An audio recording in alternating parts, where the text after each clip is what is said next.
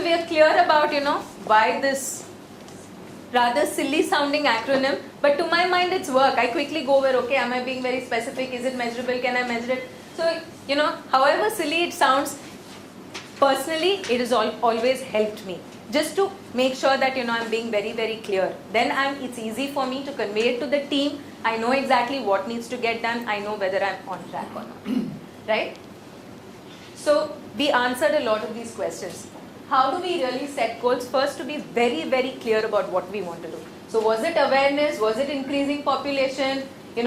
Was it making sure nests are being given out? What is it that we really want to achieve?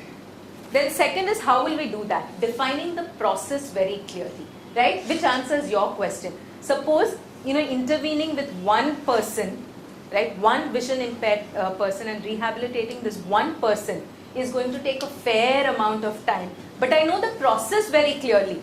I'm not going to, he's not going to sit in front of me and then I say, okay, now what do I do with you?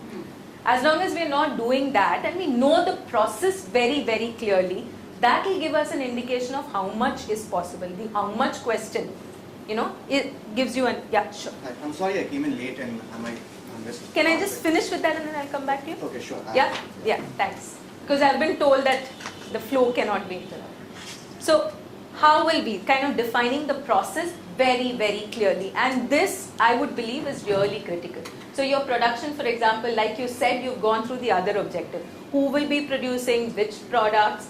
What is the entire process going to be? So, is that 20% increase realistic, not realistic? Kind of defining the entire process, right? Secondarily, who will do what?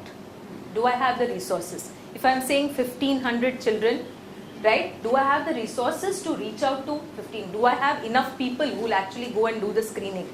Do I have enough people who will take the children for the referral and, who will do what? How much time is it going to take me?